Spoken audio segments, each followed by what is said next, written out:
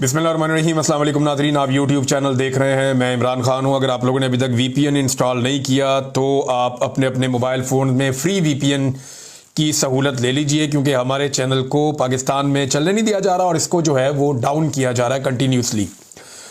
लेकिन आप मेरी वीडियो बहुत सारे दीगर चैनल्स पे भी देख सकते हैं और बहुत सारे और चैनल्स पे भी मेरी वीडियो कहीं ना कहीं आपको मिल जाती होगी। फेसबुक पे भी चलती है, टिकटॉक पे भी चलती हैं ये वीडियोस, व्हाट्सएप पे भी चलती हैं। उसके अलावा जो है वो यूट्यूब के भी मल्टीपल अकाउंट्स हैं, वहाँ पे चलती रहती है। नादरीन, इमरान खान साहब का आज केस लगा अडियाला जेल में।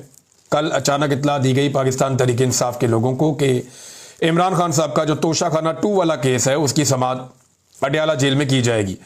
तहरीक इंसाफ में इमरान खान साहब की फैमिली और उस सहाफ़ी और इमरान खान साहब के वकला, ये लोग पहुंचे केस की समाअत के लिए। और सिर्फ एक वकील है हुसैन साहब, उन्हें अंदर जाने दिया गया। अहमद नामी एक मुंशी साहब हैं, सलमान सफदर साहब के, उनको अंदर जाने दिया गया। जबकि 4 सहाफ़ी जो हैं वो हुकूमती चॉइस के या इस्टेब्लिशमेंट की चॉइस के, उन्हें अंदर जाने दिया गया। और इमरान खान साहब के लोग कहते हैं कि बाहर आकर ये लोग ज़्यादा रिपोर्ट नहीं करते, लेकिन चीज़ें छुपती नहीं हैं, चीज़ें अल्टीमेटली बाहर आ जाती हैं। अब तक जो चीज़ें बाहर आई वो मैं आपके सामने रख देता हूँ। लेकिन मेन बात यह है कि जब भी कभी ट्रायल होता है तो एक फेयर ट्रायल के लिए ज़रूरी है कि मुलजिम के वकला वहाँ पे मौजूद हो, मुलजिम की फैमिली वहाँ पे मौजूद हो और मीडिया को उस ट्रायल तक रसाई हो ताकि उसे रिपोर्ट किया जा सके, और आज़ाद मीडिया को वहाँ पे रसाई होनी चाहिए। ये चीज़ें अडियाला जेल में नहीं होने दी जा रही। इमरान खान साहब ने अडियाला जेल से क्या कहा, ये ट्रायल की कार्रवाई क्या होनी है, वो आप सबको पता है कि इस निज़ाम ने इमरान खान को दीवार के साथ ही लगाना है। जजेस भी कंप्रोमाइज्ड हैं, पूरी की पूरी अदलिया कंप्रोमाइज्ड है। पाकिस्तान की तकरीबन तमाम इदारों पे इस वक्त पाकिस्तान की एस्टेब्लिशमेंट का कब्जा है और उन इदारों को वो इमरान खान के खिलाफ खुले हाथों इस्तेमाल कर रहे हैं। किसी किस्म की वो इस पहले तो ये होता था ना, चुप छुपा के काम डालते थे, वो नहीं, अब वो खुला के जो है वो कार्रवाई कर रहे हैं। इमरान खान साहब को फेयर ट्रायल नहीं मिल रहा। उनकी बहन ने कुछ बातें बताई हैं, बाहर आकर जो बातें उनकी बहन ने की वो मैं आपके सामने रख देता हूँ। पाकिस्तान तहरीक इंसाफ के साबिक वज़ीर आज़म और बानी चेयरमैन इमरान खान साहब ने कहा कि कासिम और सलमान मेरी औलाद है और बाप की रिहाई के लिए आवाज़ उठाना उनका हक है। अलीमा खान ने अडियाला जेल के बाहर जो बातें उन तक पहुंची इमरान खान साहब के हवाले से, वो उन्होंने मीडिया के साथ शेयर की और उन्होंने अलीमा खान ने एक बार फिर बयानात दोहराकर उन्हें इमरान खान से मंसूब करने का दावा किया और ये खबर इस तरह से छापी गई है। बहरहाल अडियाला के बाहर गुफ्तगू करते हुए अलीमा खान ने कहा कि आज तोशाखाना 2 केस की समाअत अडियाला जेल में थी। हमें गुज़िश्ता रात 12 बजे समाअत की इतला दी गई और आज सिर्फ 2 वकला को अंदर जाने की इजाज़त दी गई। वो मैंने आपको नाम पहले बताए हैं।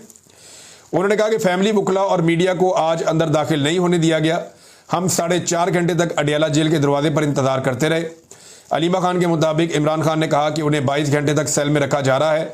उनका अखबार, किताबें और टीवी तक बंद कर दिया गया है। जबकि उन्होंने वकील को बताया कि उन्हें आज एक किताब फराहम की गई है बड़े लंबे अरसे के बाद। अलीमा खान के मुताबिक इमरान खान ने अपने वकील को बताया कि बाहर जाकर सबको बताएं कि उनके साथ गैर इंसानी सलूक किया जा रहा है। मुल्क में कानून या मार्शल लॉ नहीं बल्कि आसिम लॉ, ये इमरान खान साहब ने लफ्ज़ बोला था, लेकिन टीवी चैनल ने इसको खा लिया है। जिन्होंने खबर लगाई उन्होंने ये लफ्ज़ खा लिया है, क्योंकि आसिम मुनीर का नाम पाकिस्तान की मीडिया पे नहीं लिया जा सकता।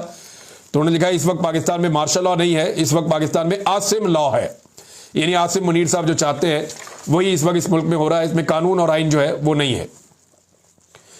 फिर एक शख्स की हिमा पे सब कुछ हो रहा है। बहन के मुताबिक इमरान खान ने कहा कि पाकिस्तान में डाकू डफर अलाइंस बन चुका है। अदलिया की आज़ादी ख़त्म कर दी गई है। अदालती अहकामात की खुली खिलाफ वर्जी हो रही है और पाकिस्तान में इंसाफ का निज़ाम दफन हो चुका है। अलीमा खान ने मुतालबा किया कि हमें बताया जाए कि इमरान खान के साथ किस बात पर गैर इंसानी सलूक किया जा रहा है।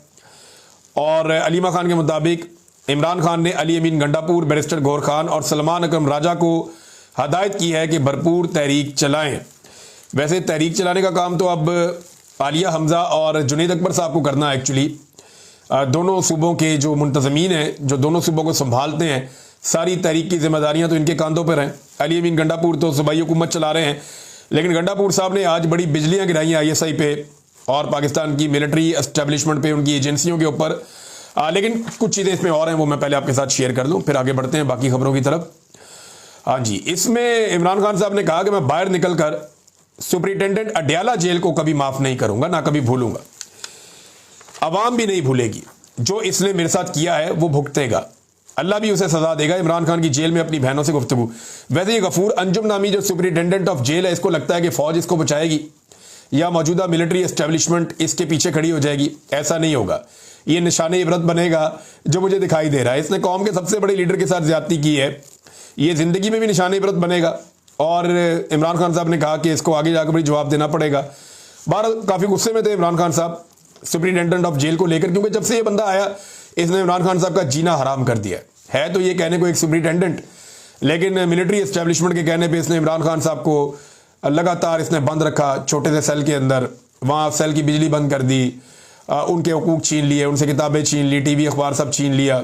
इमरान खान साहब को इरिटेट करता रहा।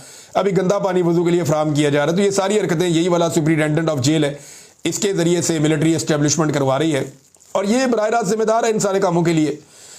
तो फिर इमरान खान ने कहा कि बार बार दरखास्त के बावजूद मेरी अपने बच्चों से बात नहीं करवाई जा रही, मेरी सियासी मुलाकातों पर भी पाबंदी है, सिर्फ अपनी मर्जी के बंदों से मुझे मिलवा देते हैं और दीगर से मुलाकातें मेरी बंद हैं।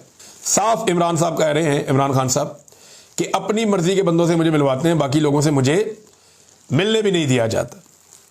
ये इमरान खान साहब के साथ ज्यादती हो रही है। बहरहाल इमरान खान साहब के बेटे कहां पहुंचे ये मैं आपको बता देता हूं। अच्छा, एक और बात भी, इमरान खान साहब ने अपने बेटों से कहा कि सलमान और कासिम बाहर इंटरनेशनल कोर्ट्स के अंदर जाएं, आलमी अदालतों के अंदर जाएं। जो कुछ इमरान खान साहब के साथ पाकिस्तान में हो रहा है इस पे वहां पे वो आवाज उठाएं और वहां पे मुकदमा करें।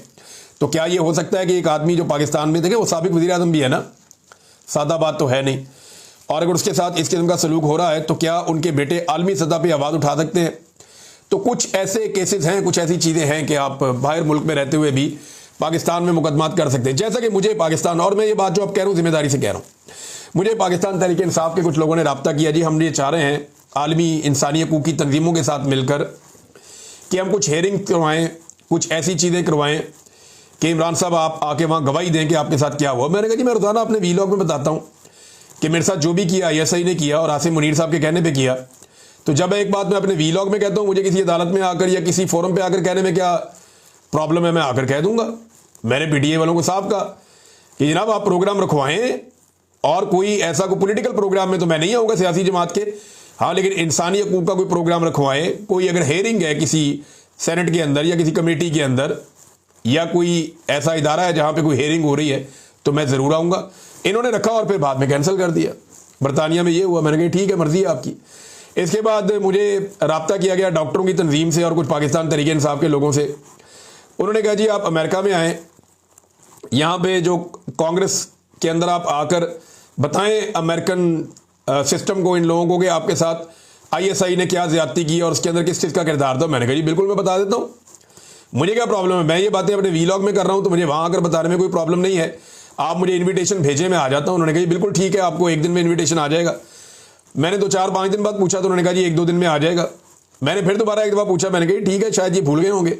मैंने कहा बताएं कोई आप लोग चाह रहे हैं कि मैं आके वो कोई एविडेंस दूं, कोई गवाही दूं? तो उन्होंने कहा जी बिल्कुल हम चाह रहे हैं। लेकिन उसके बाद फिर मुझे पता चला कि मेरा नाम बाकायदा लिखा गया और वो नाम काट दिया गया, और वहां पर फिर सिर्फ जुल्फी बुखारी साहब गए और उन्होंने जाके वो एक स्टेटमेंट जो उन्होंने देना था दे दिया, और उस स्टेटमेंट में भी उन्होंने मेरा नाम नहीं लिया। जबरी गुमशुदगियों के मामले में सबसे ज्यादा देर तक मुझे जबरी तौर पे लापता रखा गया, लेकिन जुल्फी बुखारी साहब ने वहां पे जो स्टेटमेंट दिया अमेरिका की सेनेट के अंदर, वो कहते हैं बाद में जुल्फी बुखारी साहब ने मेरे से माजरत की। उन्होंने कहा जी मैं भूल गया आपका नाम लेना, लेकिन जो तहरीरी तौर पे हमने दिया उसके अंदर आपका नाम लिखा हुआ है, ये उन्होंने मुझे कहा। लेकिन वहां मेरा नाम नहीं लिया उन्होंने, और मुझे वहां पर जाकर बात करने की भी इजाजत नहीं दी गई। इजाजत क्या देनी थी, मुझे इन्विटेशन भेज देते, मैं वहां पर वीजा लेके चला जाता और जाकर वहां सेनेट के अंदर खड़ा होकर मैं बता देता जो मेरे साथ हुआ है। देखिए अमेरिका ये लोग क्यों जाते हैं, वहां जाके बात क्यों कर रहे हैं? ह्यूमन राइट्स की जो सारी बड़ी बड़ी ऑर्गेनाइजेशंस हैं वो यूरोप में या अमेरिका में है, वहीं पे जाके इन्होंने बात करनी है। दूसरा, पाकिस्तान की मिलिट्री एस्टेब्लिशमेंट जो है वो कंट्रोल होती है अमेरिका से। पाकिस्तान की जो फौज है, मिलिट्री एस्टेब्लिशमेंट या फौजी क़यादत है, इसको अमेरिका कंट्रोल करता है, और पाकिस्तान की जो हुकूमत है उसको पाकिस्तान की फौज कंट्रोल करती है। सादी बात है। अगर तो पाकिस्तान की हुकूमत के कंट्रोल में पाकिस्तान की फौज होती तो हुकूमत से बात कर देते कि यार इनको मना करो, ये क्या हो रहा है। लेकिन क्योंकि पाकिस्तान की हुकूमत पाकिस्तान की मिलिट्री एस्टेब्लिशमेंट के कंट्रोल में है और पाकिस्तान की मिलिट्री एस्टेब्लिशमेंट अमेरिका के कंट्रोल में है, लिहाजा सारे जाकर अमेरिका में बताते हैं कि जनाब ये जुल्म और ये ज्यादती हमारे साथ हो रही है, तो ये जुल्म और ज्यादती हमारे साथ बंद करवाई जाए। बहरहाल इमरान खान साहब के बेटे वहां पे तेज तरीन मुलाकातें कर रहे हैं और ये जबरान इलियास साहब जो पाकिस्तान तहरीक इंसाफ के हैं, उन्होंने एक डाटा शेयर किया है और 8 लोगों के कम से कम नाम लिखे हैं जिन लोगों ने इमरान खान के बेटों से, कासिम से और सलमान से मुलाकात की है। और ये तेज मुलाकातें हैं, यानी वो काफ़ी तेज़ी से एक्टिविटी कर रहे हैं, सबको बता रहे हैं कि उनके वालिद के साथ पाकिस्तान में क्या हो रहा है। तो एक राय तो वो हमवार कर रहे हैं। हुकूमत इससे थोड़ी उलझन में भी है, यानी हुकूमत को इस बात का आइडिया है कि इनका अगर दाव लग गया और ये डोनाल्ड ट्रंप से मिल गए या उनकी फैमिली से इनकी मुलाकात हुई तो चीज़ें हुकूमत के लिए उतनी आसान नहीं रहेंगी, क्योंकि कुछ वादे पाकिस्तान की हुकूमत ने अमेरिका से कर रखे हैं और वो वादे पूरे करना इतना आसान नहीं है। अमेरिका में जाकर कहना तो बड़ा आसान होता है कि हम ये भी कर देंगे, वो भी कर देंगे, वो भी कर देंगे, मादनियात भी मिल जाएगी, इसराइल वाला मामला, फलाने ढमकाने जो भी है। तो अमेरिका में जाके बात करना आसान होता है, लेकिन जब आप पाकिस्तान वापस पहुंचते हैं तो आपको आटे दाल का भाव पता चलता है, आपको आइडिया हो जाता है कि ये आसान काम नहीं है, ये मुश्किल काम है, इतने आराम से ये होगा नहीं। तो लेकिन हुकूमत के पास हमेशा याद रखिएगा, ऑफर करने के लिए बहुत कुछ होता है, अपोजिशन के पास ऑफर करने के लिए कुछ नहीं होता, सवाए इसके कि वो मदद मांग रहे होते हैं कि जी इंसानी हकूक़ की बुनियादों के ऊपर हमारी मदद की जाए, हमारे साथ जुल्म और ज़्यादती बंद करवाई जाए, पाकिस्तान में जमहूरियत होनी चाहिए, आज़ादी इज़हार राय होना चाहिए। तो वो जो एक इंटरनेशनली कुछ नॉर्म्स हैं उनको लेकर लोग दरख्वास्त वगैरह कर देते हैं। तो इमरान खान साहब के बेटों की मुलाकात के लिए दरख्वास्त की गई है कि डोनाल्ड ट्रंप से करवाई जाए या उनकी करीबी लोगों से उनकी मुलाकात हो जाए। बहरहाल डोनाल्ड ट्रंप की पार्टी के लोगों से तो वो लगातार मिल रहे हैं। अब देखना यह है कि उनकी ऑलरेडी वो बहुत लेट है, ये काम उन्हें पहले करना चाहिए था, लेकिन पहले वो नहीं कर रहे थे। अभी जब उन्होंने देखा बिल्कुल ही अंधेरा हो गया और इमरान खान साहब को इंसाफ मिलने की उम्मीदें बिल्कुल ख़त्म हो गई हैं, तो फिर जाकर उन्होंने राब्ते शुरू किए हैं। अब मामला ये है कि एक तो तरीका ये है कि इंटरनेशनल एस्टेब्लिशमेंट जो है वो पाकिस्तानी एस्टेब्लिशमेंट पे दबाव डाले, जिनके इशारों पर पाकिस्तानी एस्टेब्लिशमेंट चलती है, और ये फिर 2 नंबरी बंद कर दें, ज़्यादती बंद कर दें और पाकिस्तान की अदालतों को कंट्रोल करना छोड़ दें, तो इमरान खान साहब के केसेस ख़त्म हो गए, वो बाहर आ सकते हैं। दूसरा ये है कि पाकिस्तान के अंदर कोई बहुत बड़ा अवामी एहतजाज शुरू हो जाए, बड़ा ज़बरदस्त किस्म की अवामी तहरीक खड़ी हो जाए। इमरान खान साहब ने जब गुज़िश्ता रोज़ एक ट्वीट उनका आया और उन्होंने ये कहा कि उन्हें एहतजाज का मोमेंटम बनता हुआ नज़र नहीं आ रहा, तो उसके बाद मैंने देखा कि काफ़ी लोग ज़ोर लगा रहे हैं, अब रैलियाँ वैलियाँ निकली हैं, लोग कोशिश कर रहे हैं। लेकिन सीरियसली मैं आपको बताऊं कि हर सतह पे लोग कोशिश कर रहे हैं, लेकिन आवाम के अंदर वो वाला जोश अभी तक नज़र नहीं आ रहा जो जोश गुज़िश्ता साल अक्टूबर, सितंबर और नवंबर में नज़र आ रहा था। उस वक्त आवाम बहुत ज़्यादा चार्ज हो चुकी थी। अभी वो वाली बात नज़र नहीं, हो सकता है उससे ज़्यादा चार्ज हो जाए, हो सकता है लोग उससे बड़ी तादाद में निकल आएँ, हो सकता है लोग चीज़ें अपने हाथ में ले लें और एस्टेब्लिशमेंट को दीवार के साथ लगा दें। लेकिन जब तक ये होगा नहीं, एस्टेब्लिशमेंट जब तक इस खेल से बाहर नहीं निकलेगी, जब तक मिलिट्री एस्टेब्लिशमेंट इस गंदे खेल से बाहर नहीं निकलेगी, इमरान खान साहब को इंसाफ नहीं मिलना।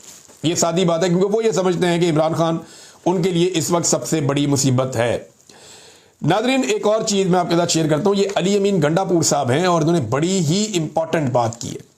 पहले आप ये देखें कि गंडापुर साहब ने कहा क्या, पहले आप सुने और फिर मैं आपको बताता हूँ कि इसके पीछे कहानी क्या है और ये कितना संजीदा मामला है। ये आप अली अमीन गंडापुर साहब को सुने कि खैबर पख्तूनख्वा में अमन व अमान के हवाले से गंडापुर साहब ने एक APC बुलाई थी, जिसका अपोजिशन की सारी पार्टियों ने बाइकआउट कर दिया।